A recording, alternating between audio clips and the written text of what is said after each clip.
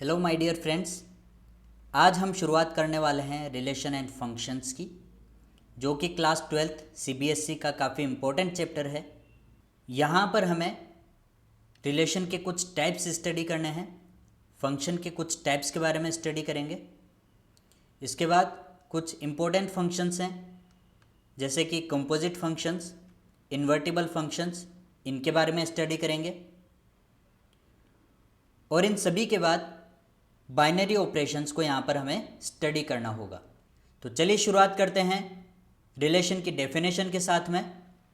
What is relation? तो जैसा कि हम क्लास 11th में स्टडी कर चुके हैं, रिलेशन आर, जो कि एक सेट ए में डिफाइन किया गया है, ये एक सबसेट होगा Cartesian product A cross A का। That is R is subset of Cartesian product A cross A। यहाँ पर हम देख सकते हैं कि किसी सेट A क्रॉस A के दो एक्सट्रीम सबसेट्स पॉसिबल हैं। एक सबसेट होगा एम्प्टी सेट और दूसरा एक्सट्रीम सबसेट होगा A क्रॉस A इटसेल्फ।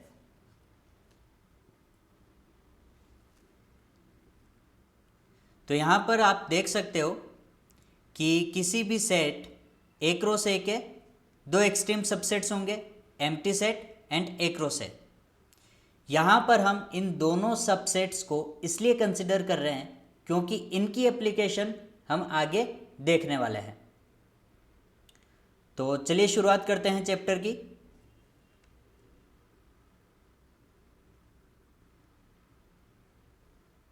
सबसे पहले हम स्टडी करेंगे एम्प्टी रिलेशन के बारे में। इसके बाद यूनिवर्सल रिलेशन डिस्कस करेंगे। After this we are going to discuss reflexive relation, symmetric relation and transitive relation. और इन सभी रिलेशंस के बाद में हम स्टडी करेंगे इक्विवेलेंस रिलेशन। ये चारों रिलेशंस काफ़ी इंपॉर्टेंट रिलेशंस हैं। यहीं से आप लोगों से मैक्सिमम क्वेश्चंस पूछे जाएंगे। तो चलिए सबसे पहले तो शुरुआत करते हैं एम्प्टी रिलेशन की।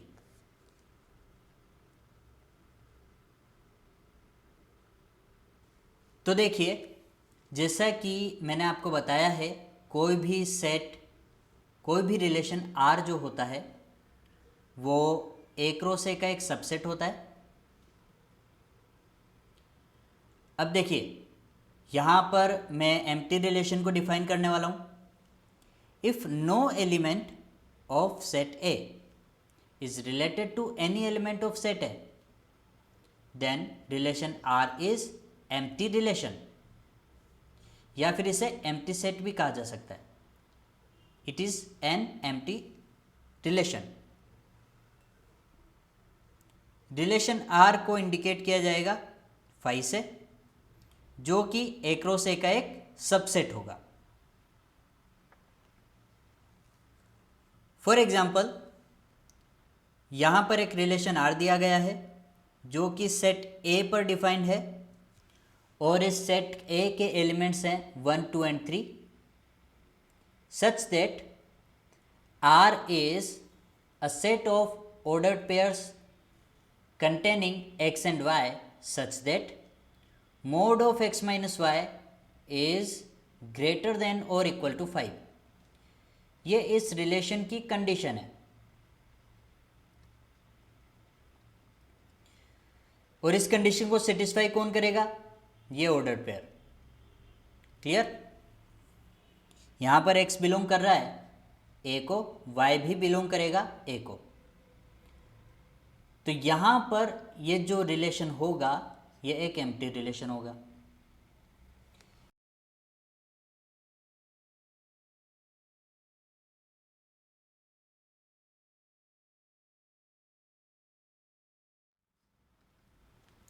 तो देखो, सबसे पहले तो ए क्रॉस ए डिफाइन करते हैं। ए क्रॉस ए क्या होगा? ए से ए में डिफाइन होने वाले सभी पॉसिबल ऑर्डर्ड पेयर्स का एक सेट होगा। और ये होगा 1 1 1 2 1 3 2 1 2 2 2 3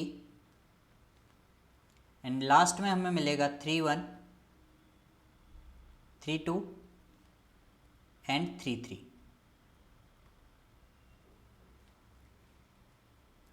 अब देखो R जो होगा वो A क्रॉस A का एक सबसेट होगा, that is A cross A के कुछ एलिमेंट्स रिलेशन R की कंडीशन को सेटिस्फाई करेंगे। तो यहाँ पर सबसे पहले मैं चेक करूँगा फर्स्ट ऑर्डर पेयर को। यहाँ पर आप लोग देख सकते हो कि mod of x minus y is always greater than और इक्वल टू 5, और यहाँ पर x और y क्या हैं, ऑर्डर्ड पेयर x y के एलिमेंट्स हैं। x तो फर्स्ट एलिमेंट है जबकि y सेकंड एलिमेंट है। अब यहाँ पर आप फर्स्ट ऑर्डर पेयर को चेक करो।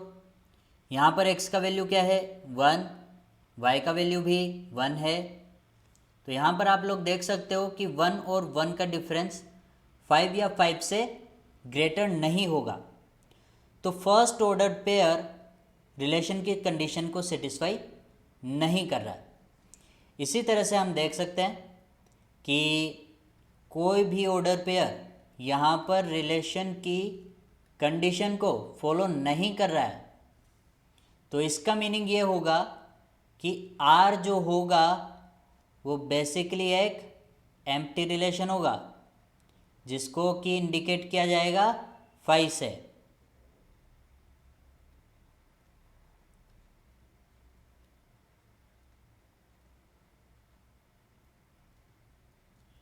यहां पर आप देख सकते हो कि सेट ए का कोई भी एलिमेंट सेट ए के किसी भी एलिमेंट के साथ में रिलेटेड नहीं है। ओके, इसके बाद हम बात करेंगे यूनिवर्सल रिलेशन की। तो जैसा कि मैंने आपको बताया relation R A cross A का एक सबसेट होगा। अब देखिए यूनिवर्सल रिलेशन की क्या डेफिनेशन होनी चाहिए।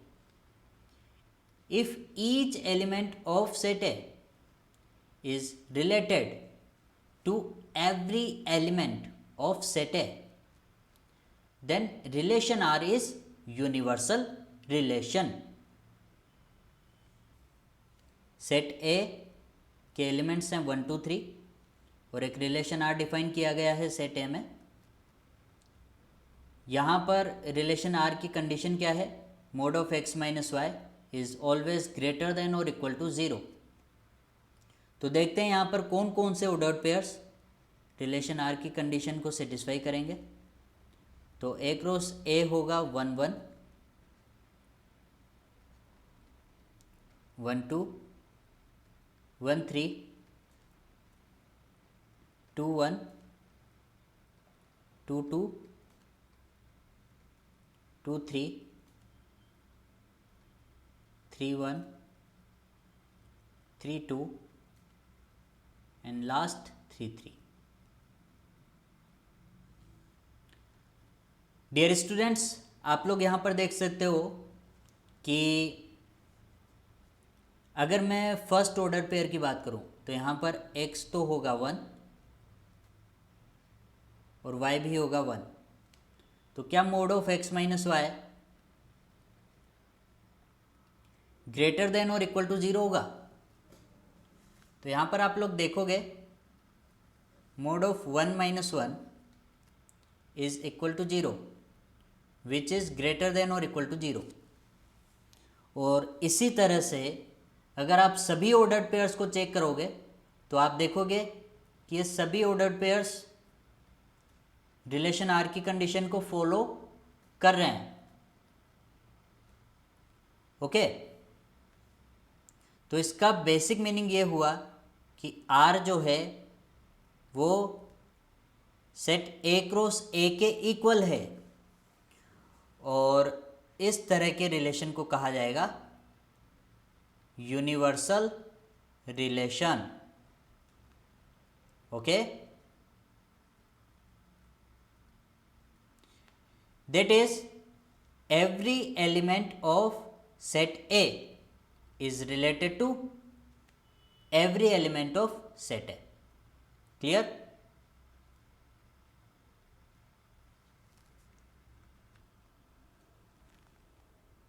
सो देखिए रिफ्लेक्सिव रिलेशन क्या होता है.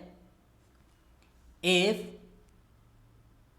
ordered pair of type A comma A belongs to relation R where every A belongs to set A. देखो सेट A को बिलोंग करने वाले सभी एलिमेंट्स के रेस्पेक्ट में A क्रॉस A टाइप के ऑर्डर्ड पेयर्स यदि रिलेशन R को बिलोंग करते हैं तो इस तरह का रिलेशन क्या होगा, रिफ्लेक्सिव रिलेशन होगा. Suppose we consider a set A जिसके एलिमेंट्स हैं 1, 2, 3. अब देखो मैं एक रिलेशन R डिफाइन करने वाला हूं. सबसे पहले देखो 1 के रेस्पेक्ट में क्या ऑर्डर्ड पेयर होगा, 1, 1 टाइप का. ठीक है, इस 2 के रेस्पेक्ट में जो ऑर्डर पेयर होगा वो होगा 2, 2 टाइप का, और इस एलिमेंट 3 के रेस्पेक्ट में जो ऑर्डर पेयर होगा वो होगा 3, 3 टाइप का. अब अगर ये तीनों ऑर्डर्ड पेयर्स किसी एक रिलेशन को बिलोंग करते हैं तो वो रिलेशन रिफ्लेक्सिव होगा. For example there is a relation R 1, 1, 1, 2, 2, 1, 2, 2, 3, 1, 3, 3. यहाँ पर हमने एक रिलेशन कंसिडर किया है. अब आपको यहाँ पर देखना होगा कि ये दिया गया रिलेशन रिफ्लेक्सिव है या नहीं. तो देखिए सबसे पहले आप सेट ए के एलिमेंट्स को चेक करें. कौन कौन से एलिमेंट्स हैं, 1, 2, 3. 1 के रेस्पेक्ट में जो ऑर्डर्ड पेयर हमें देखना है वो होगा 1, 1. 2 के रेस्पेक्ट में जो ऑर्डर्ड पेयर हमें चेक करना है वो होगा 2, 2. इसी तरह से 3, 3 को भी हमें चेक करना है. क्या ये तीनों ऑर्डर्ड पेयर्स रिलेशन R को बिलोंग करते हैं? तो यहाँ पर देखेंगे यस, 1, 1, 2, 2 एंड 3, 3. ये तीनों ऑर्डर्ड पेयर्स रिलेशन R को बिलोंग करते हैं. तो इसका मीनिंग ये हुआ कि दिया गया रिलेशन R एक रिफ्लेक्सिव रिलेशन होगा. यहाँ पर ये तीनों ऑर्डर्ड पेयर्स रिलेशन R को बिलोंग करने ही चाहिए, तभी रिलेशन R को रिफ्लेक्सिव कहा जाएगा. फॉर एग्जाम्पल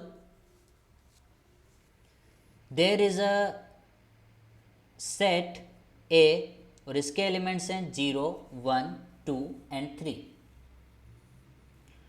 और ये रिलेशन R इस तरह से डिफाइन किया गया है कि mod of x minus y is equal to 0. तो ये जो रिलेशन है R है वो एक रिफ्लेक्सिव रिलेशन होगा. कैसे होगा, वेरीफाई करते हैं इसको.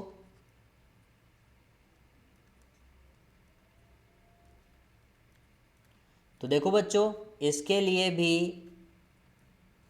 सबसे पहले हम क्या करेंगे, A क्रॉस A को डिफाइन कर लेते हैं.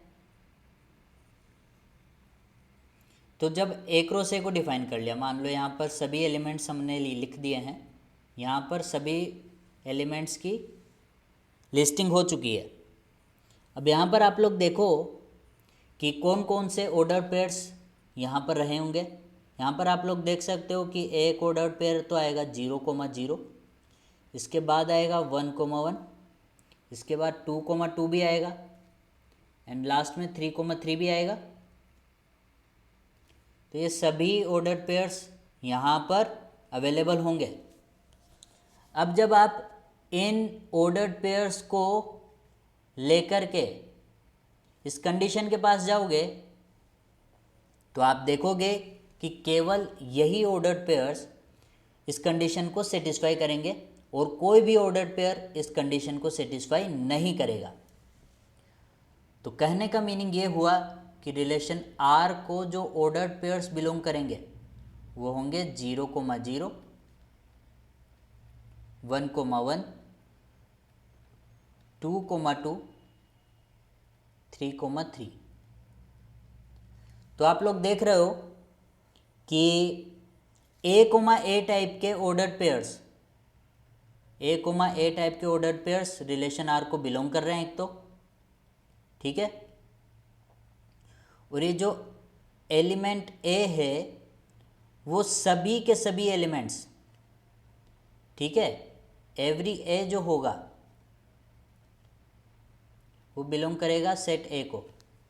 दैट इज सेट ए को बिलोंग करने वाले सभी एलिमेंट्स के ए टाइप के ऑर्डर्ड पेयर्स रिलेशन आर को अगर बिलोंग करते हैं तो रिलेशन आर क्या होगा, एक रिफ्लेक्सिव रिलेशन होगा। चलिए आगे बढ़ते हैं और आगे हम डिस्कस करेंगे universal relation. If a1, a2 ordered pair a1, a2 belongs to relation R, it implies that ordered pair a2, a1 also belongs to relation R। और सभी a1, a2 किसको बिलोंग करेंगे, सेट ए से लिए गए हैं। ये सभी एलिमेंट्स सेट ए से लिए गए हैं। तो आप देख सकते हो कि इस तरह का जो रिलेशन होगा वो एक सिमेट्रिक रिलेशन होगा। देखो, अगर रिलेशन आर को a1, a2 टाइप का ऑर्डर्ड पेयर बिलोंग कर रहा है और साथ ही साथ a2, a1 टाइप का ऑर्डर्ड पेयर भी बिलोंग कर रहा है तो रिलेशन आर सिमेट्रिक होगा। इसे एक एग्जाम्पल के थ्रू समझने की कोशिश करते हैं। एक रिलेशन आर है जो कि सेट ए में डिफाइन किया गया है। यहां पर आप देख सकते हो कि रिलेशन आर की कंडीशन क्या है, mod of x minus y is equal to 1, that is difference of x and y is equal to 1। तो देखो एक रो से क्या होगा, यहां पर होगा 1, 1, 1, 2, 1, 3, 2, 1, 2, 2, 2, 3, 3, 1, 3, 2 और लास्ट में आएगा 3, 3। अब देखो सेम प्रोसेस है, आर सबसेट होगा एक रो से का। तो अब आप लोग देखो कि कौन कौन से ऑर्डर्ड पेयर्स रिलेशन आर की कंडीशन को सेटिस्फाई कर रहे हैं। 1, 1 नहीं कर रहा है, 1, 2 कर रहा है, 1, 3 नहीं कर रहा है, 2, 1 कर रहा है, 2, 2 नहीं कर रहा है, 2, 3 कर रहा है, 3, 1 नहीं कर रहा है, 3, 2 कर रहा है, 3, 3 नहीं कर रहा है।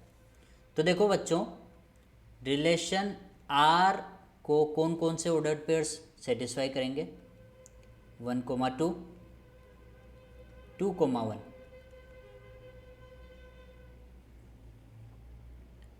2, 3 एंड 3, 2। ये सभी ऑर्डर्ड पेयर्स रिलेशन आर को सेटिस्फाई कर रहा है। अब आप देखो कि यहाँ पर अगर ये जो ऑर्डर्ड पेयर है ये a1, a2 टाइप का है तो ये जो सेकंड ऑर्डर्ड पेयर होगा वो A2 कोमा A1 टाइप का होगा।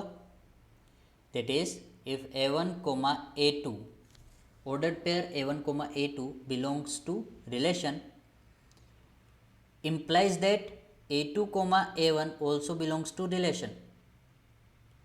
ठीक है, इसी तरह से यहाँ पर भी ये कंडीशन सेटिस्फाई हो रही है, तो इसका मीनिंग ये हुआ कि रिलेशन R जो होगा वो एक सिमेट्रिक रिलेशन होगा। ओके,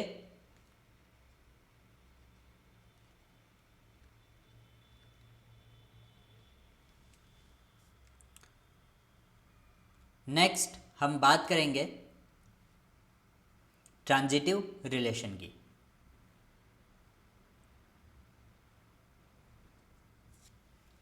तो देखो ट्रांजिटिव रिलेशन क्या होता है। If ordered pair of type A1 comma A2 belongs to relation and ordered pair of type A2 comma A1 A2 comma A3 belongs to relation। अब देखो यहाँ पर A1 कोमा A3 टाइप का ordered pair यदि इस relation को belong करता है तो दिया गया रिलेशन ट्रांजिटिव रिलेशन होगा।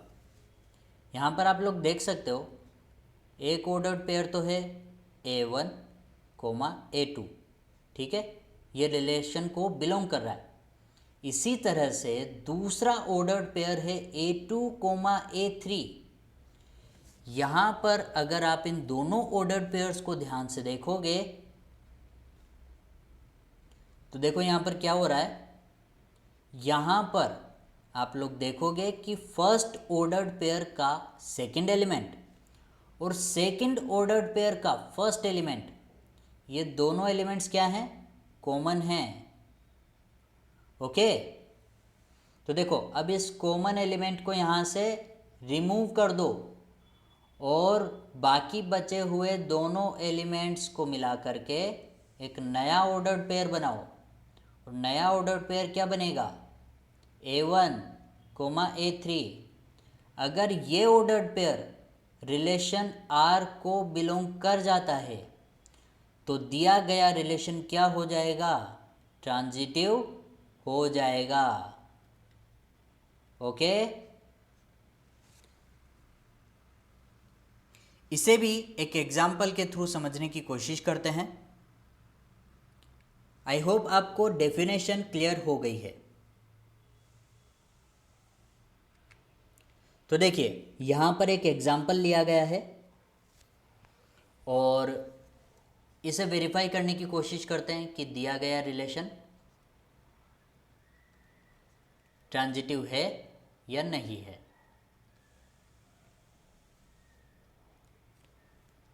देखो एक रो से क्या होगा, same 1 coma 1 1 comma 2 1 comma 3 2 1 2 2 2 3 3 1 3 2 and last 3 3। अब देखो यहाँ पर रिलेशन R जो है वो यहाँ पर ऑलरेडी दिया गया है। इसके एलिमेंट्स हैं ordered pairs 1 comma 2, ordered pair 2 comma 3 and ordered pair 1 comma 3। अब आप लोग यहाँ पर देखो, क्या आपको यहाँ पर दो ऑर्डर्ड पेयर्स ऐसे दिखाई दे रहे हैं जिनमें कोई एक एलिमेंट कॉमन हो? यस, अगर आप देखें फर्स्ट ऑर्डर्ड पेयर का सेकंड एलिमेंट और सेकंड ऑर्डर्ड पेयर का फर्स्ट एलिमेंट, ये दोनों कॉमन हैं, ठीक है। यहाँ पर ध्यान से देखो आप 1 कोमा 2 2 कोमा 3, तो ये दोनों एलिमेंट्स कॉमन दिखाई दे रहे हैं आपको। इन कॉमन एलिमेंट्स को रिमूव करो। रिमूव करने के बाद में जो नया ऑर्डर्ड पेयर बनेगा वो क्या होगा, 1 कोमा 3। क्या 1,3 रिलेशन आर को बिलोंग कर रहा है? डेफिनेटली 1,3 रिलेशन आर को बिलोंग कर रहा है। दैट इज रिलेशन आर क्या होगा? ट्रांजिटिव रिलेशन होगा। ओके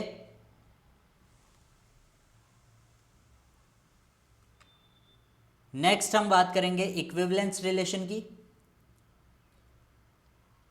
यदि कोई भी रिलेशन आर जो कि किसी एक सेट ए में डिफाइन किया गया है और वो रिलेशन रिफ्लेक्सिव, सिमेट्रिक और ट्रांजिटिव है, तो इस तरह का जो रिलेशन होगा वो एक इक्विवेलेंस रिलेशन होगा। काफ़ी इम्पोर्टेंट डेफिनेशन है और यही इन चारों रिलेशन से ही आपसे मैक्सिमम क्वेश्चंस पूछे जाने वाले हैं।